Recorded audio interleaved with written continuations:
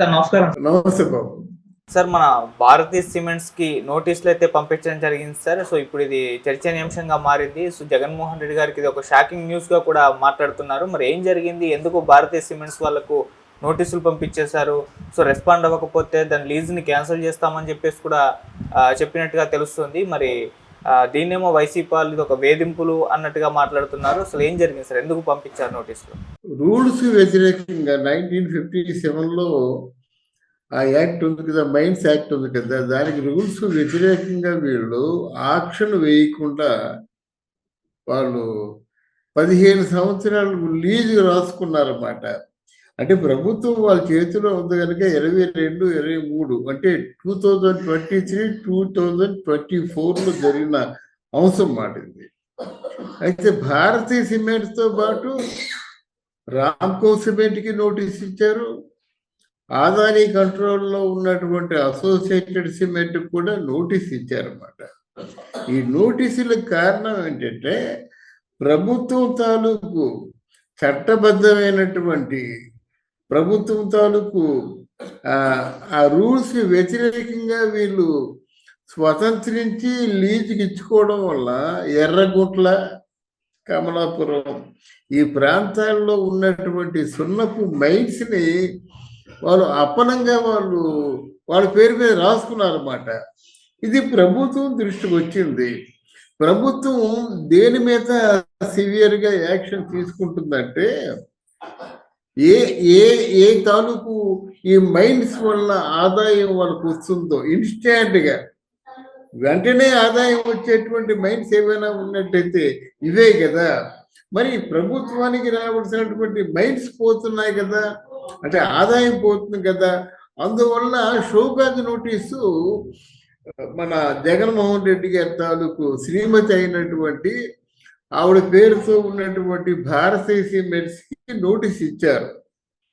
భారతీయ సిమెంట్కి notice ఏమని ఇచ్చారంటే, మీరు అక్రమంగా మీ పేరుని రాయించుకున్నటువంటి మైన్స్ దానికి మీరు ఈ నోటీస్ అందిన 15 రోజుల్లోగా మీరు సమాధానం చెప్పాలి, లేకపోతే వాటి మీద మేము చర్యలు అంటే తగిన చర్య తీసుకుంటాము, అంటే యాక్షన్ తీసుకుంటామని చెప్పారన్నమాట. దీన్ని షోకాజ్ నోటీస్ అంటారు. ఈ షోకాజ్ నోటీసు భారతీయ సిమెంట్కి ఇవ్వడం జరిగిందన్నమాట. అంటే ఒక భారతీయ సిమెంట్కే ఇవ్వడమే కాకుండా రామ్కో సిమెంట్ కూడా అలాగే చేశారు. దాని తర్వాత ఆదాని నియంత్రణలో ఉన్నటువంటి అసోసియేటెడ్ సిమెంట్ కూడా అలాగే చేశారన్నమాట. ఇది ఎవరు చేశారు ఏమిటి అన్నది మనకి ఈ తాలూకు వాళ్ళు తీసుకున్న యాక్షన్ బట్టి ఉంటుంది. బట్ ఆదాని అనేసరికి జగన్మోహన్ రెడ్డి గారి తాలూకు కనుసన్నల్లో మసలైనటువంటి కంపెనీ కదా. ఆదాని జగన్మోహన్ రెడ్డి కొన్ని 100 కోట్లు 1000 కోట్లు ఇచ్చాడన్న ప్రచారం ఒకటి ఉంది గనక మరి ఇవన్నీ ఇష్టారాజ్యంగా ఆయన ఎవరికి తనకు అనుకూలంగా ఉంటే వాళ్ళకే లీజుకి ఇచ్చాడు.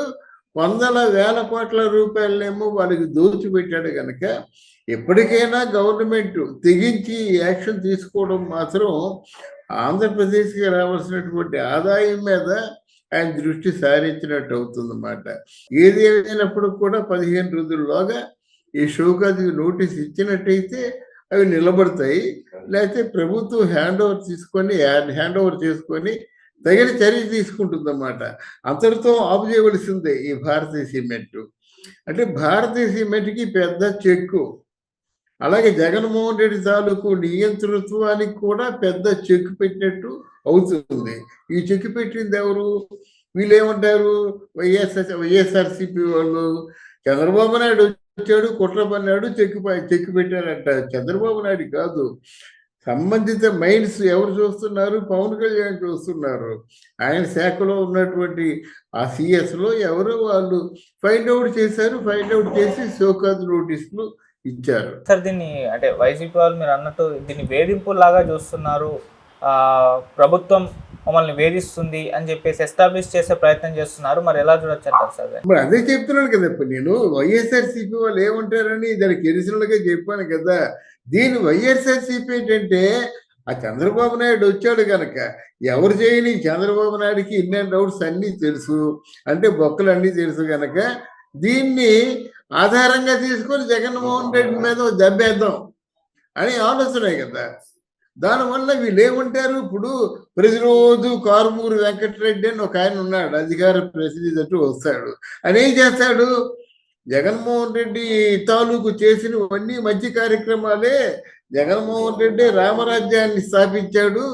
కానీ ఇక్కడ వీళ్ళు వచ్చింది, కూటమి ప్రభుత్వం వచ్చిన తర్వాత అన్ని అరిష్టాలే. జగన్మోహన్ రెడ్డి చేసినటువంటి కార్యక్రమాలన్నిటికీ కూడా వీళ్ళు తిరగదోడుతూ పూర్తిగా చిన్నాభిన్నం చేసేస్తున్నారు. అంటే ప్రజా సంక్షేమాన్ని పూర్తిగా కొల్లగొడుతున్నారనేటువంటి ఒక వంకతో వాళ్ళు మాట్లాడుతున్నారు అన్నమాట.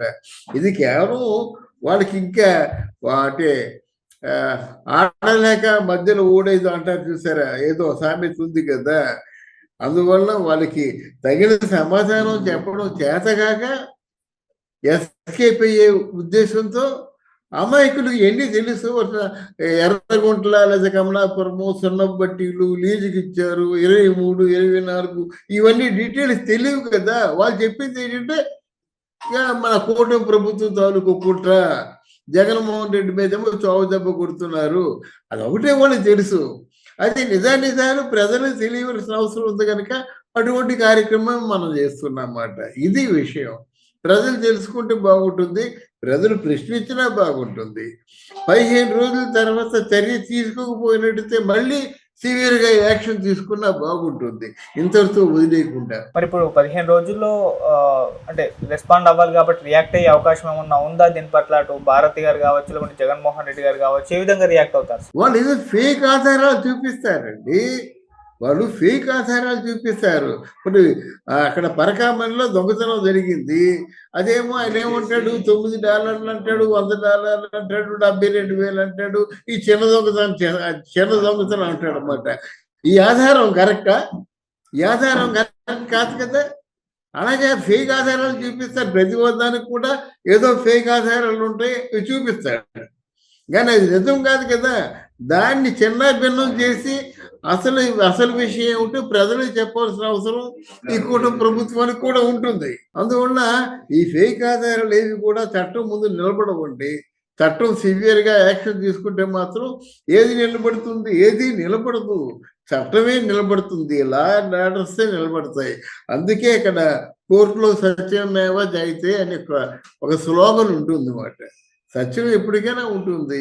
ఇటువంటి పుక్కుడి పురాణాలు మాత్రం ఎంతకాలం ఉంటుందండి. వాళ్ళ పార్టీలో వాళ్ళ పార్టీ మనుషులతో వాళ్ళు చెప్పుకోవడానికే బాగుంటాయి, కానీ మిగతాయి మాత్రం చట్టానికి ఎదురెళ్ళలేవు అన్నమాట. చట్టం తప్పకుండా యాక్షన్ తీసుకుంటుంది. Right sir, thank you so much. Thank you.